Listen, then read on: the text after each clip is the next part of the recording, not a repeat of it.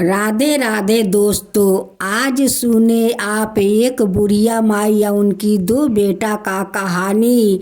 बुढ़िया माई का दुख भरी एक कहानी है। आप सुनेंगे तो शायद आपको आँख में आंसू भर आए।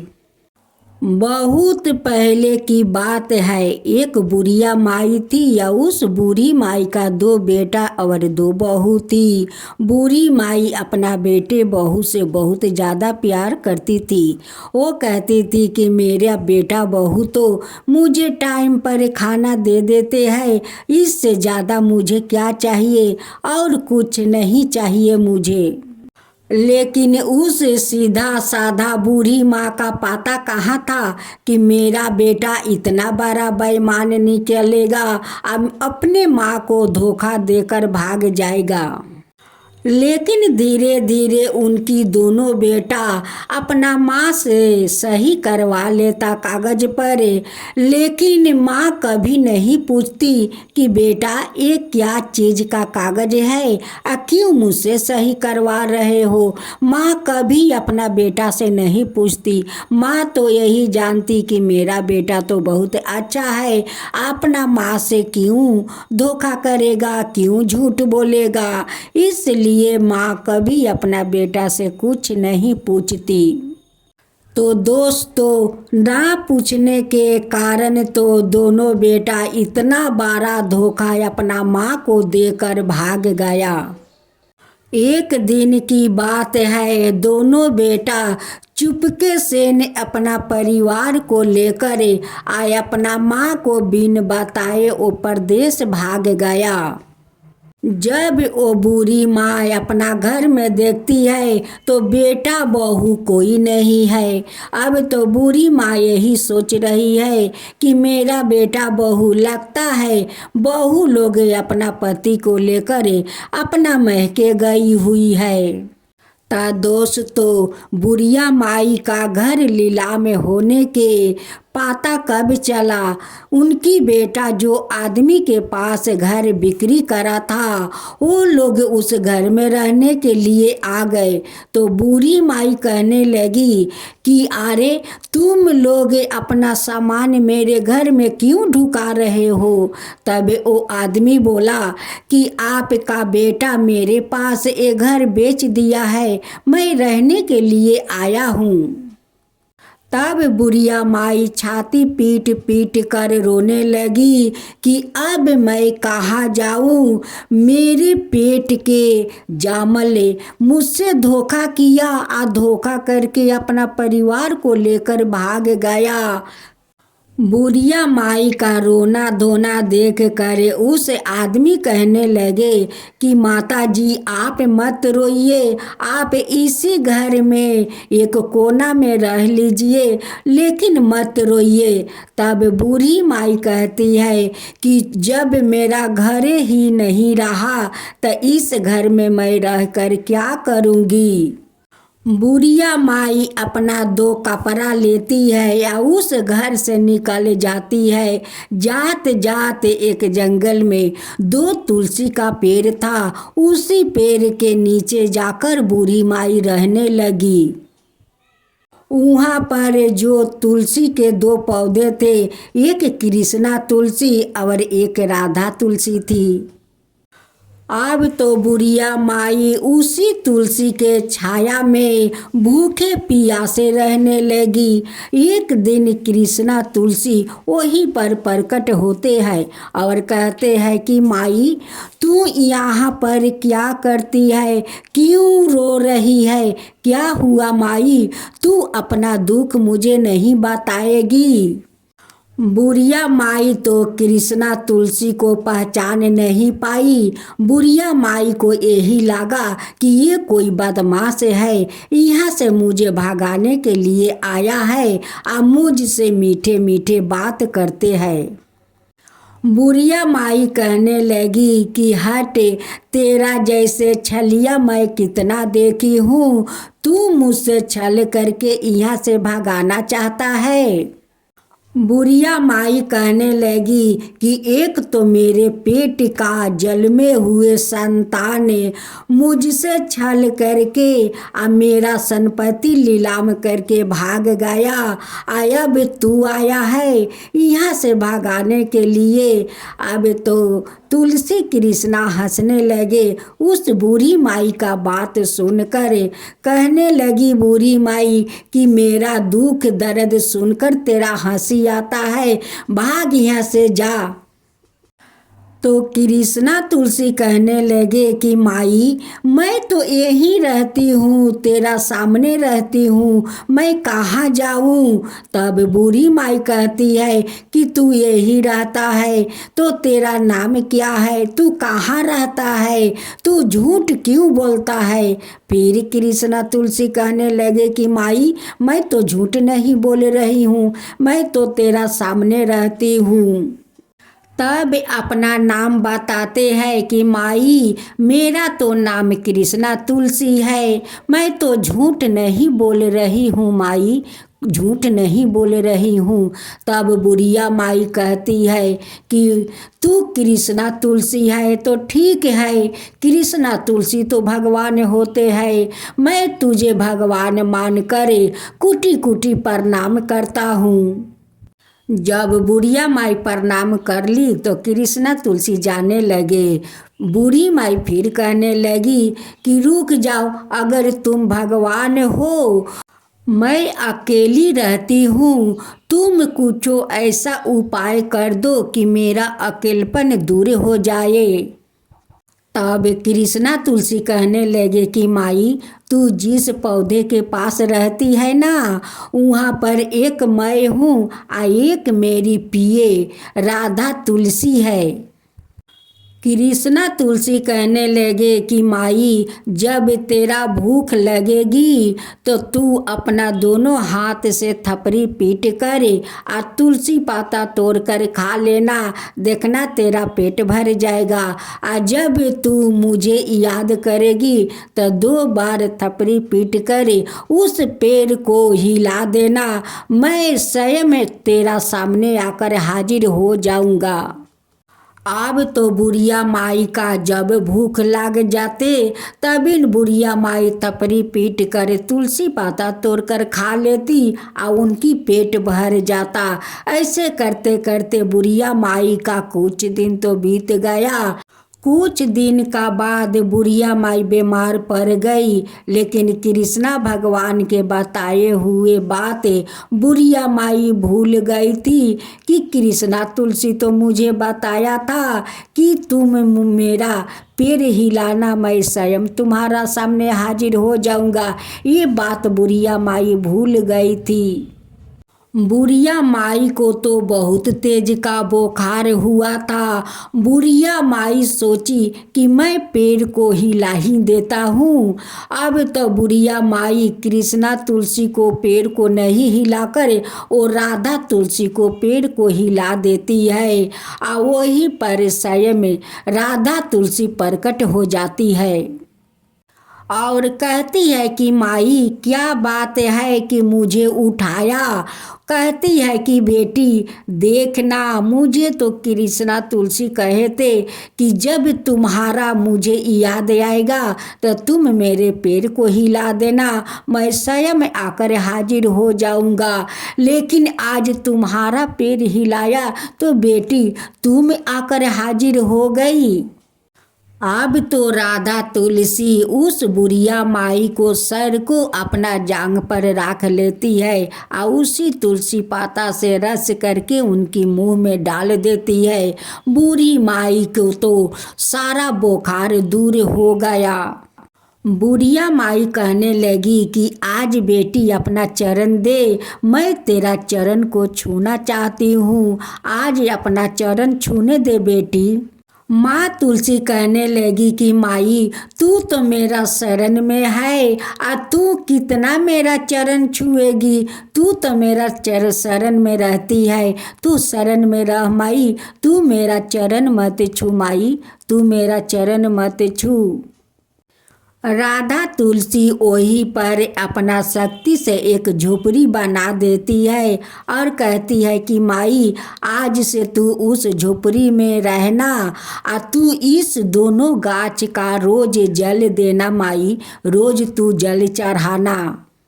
अब तो बुढ़िया माई रोज नहाती धोआती दोनों पौधों को पूजा करती। राधा तुलसी को भी पूजा करती, कृष्णा तुलसी को भी पूजा करती, दोनों को सेवा करने लगी। एक दिन राधा तुलसी उस बूढ़ी माई से पूछती है कि माई तेरा अपना कोई परिवार नहीं है कि तू इस तरह से इस जंगल में आकर इस तुलसी के पौधे के पास रहना पड़ा, माई तेरा कोई नहीं है। तब बूढ़ी माई अपना सारे दुख बताने लगी उस राधा तुलसी को। बूढ़ी माई कहती है कि ना रे तुलसी बेटी, हमारा परिवार है, 2 बेटे 2 बहू है, नाती पोता है, सब कोई है, लेकिन रह कर भी कोई नहीं है बेटी। तुलसी कहने लगी कि माई ऐसी बात क्यों बोल रही है, सब कुछ है अब फिर हो कर भी नहीं है, ये ऐसा क्या बात है माई। तब बूढ़ी माई कहती है कि बेटी मेरे कोख के जन्मे हुए 2 पुत्र अपने माँ से धोखा किया, धोखे से सारा संपत्ति मुझसे लिखवा लिया। अब मुझे पता नहीं चला बेटी, मैं तो यही सोच रहा था कि मेरे दोनों बेटा मुझसे बहुत प्यार करते हैं, टाइम पर खाना खिलाते हैं, यही समझ कर कभी अपना बेटा से नहीं पूछा कि तुम लोग इस कागज पर क्यों मुझसे सही करवा रहे हो। एक दिन की बात है, जब मैं सो रही थी तब मेरा दोनों धोखाबाज बेटे अपना परिवार को लेकर चुपके से वो परदेश भाग गया। जब मैं उठा तो घर में देखता हूँ कि घर में तो कोई नहीं है। मुझे लगा कि मेरी बहू अपना महके गई है, उनके साथ मेरे दोनों बेटा गए होंगे। मेरा तो पता चला कब, जब उस आदमी उस घर में रहने के लिए आए तो मैं पूछा कि तुम लोग मेरे घर में क्यों सामान ढुका रहे हो। तब वो आदमी बोला कि तुम्हारा बेटा मेरे पास घर को बेच दिया है, मैं रहने के लिए आया हूँ। जब मैं रोने लगी तो वो आदमी बोला कि माई मत रो, तू इसी घर में रह, कहीं एक कोने में रह लेना, लेकिन यही घर में रहना, तुम मत रो माई। तब मैं बोला कि इस घर जब मेरा नहीं रहा तो इस घर में मैं रहकर क्या करूँगी। बस 2 कपड़ा लिया और चले आए। आते आते बस यही 2 पेड़ मिला, इनकी छाया में मैं रहने लगी। तब एक दिन कृष्णा तुलसी आए और मुझसे बात करने लगे। उन्हें ना जाने मैं उल्टा पलटा कितना बात सुना दिया कि तुम छलिया हो, तुम मुझे यहाँ से खेदाने के लिए आए हो। लेकिन आज मुझे समझ में आ गया है बेटी कि जिसका कोई नहीं साथ होता है उसका साथ भगवान होता है। देखो आज तुम दोनों मेरे साथ हो, तुम लोग कितने मेरा ख्याल रखे हो। एक दिन की बात है, दोनों बेटा जहाँ परदेश काम करने गए थे, वहाँ पर जो दुकान में वो लोग काम करते उसी दुकानदार उन्हें चोरी का नाम देकर उस परदेश से निकाल दिया। अब तो वो दोनों बेटा अपना परिवार को लेकर आता है, उस घर वाले से पूछते हैं कि इस घर में जो मेरी बूढ़ी माँ थी वो बूढ़ी माँ कहाँ चली गई। तो दोस्तों घर वाला क्या कहते हैं कि तुम्हारा माँ तो मर गई, जिस दिन तुम लोग छोड़ कर उस बूढ़ी माई को चले गए थे उसी दिन बूढ़ी माई मर गई। तुम जैसे हत्यारे संतान को भगवान उनकी कोख में क्यों नहीं मार दिया कि जो बेटा अपना माँ से इतना बड़ा धोखा, इतना बड़ा छल करके सारा संपत्ति हथिया लेते हैं और छोड़कर भाग जाते हैं।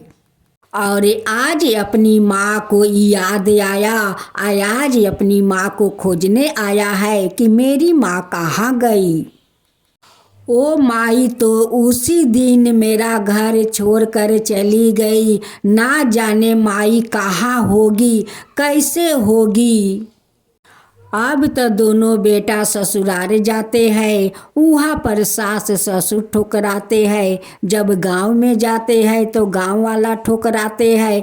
अब तो चारों दिगे से ठोकर खाने लगे। अब ठोकर खाते खाते वो माँ को ही याद आने लगे।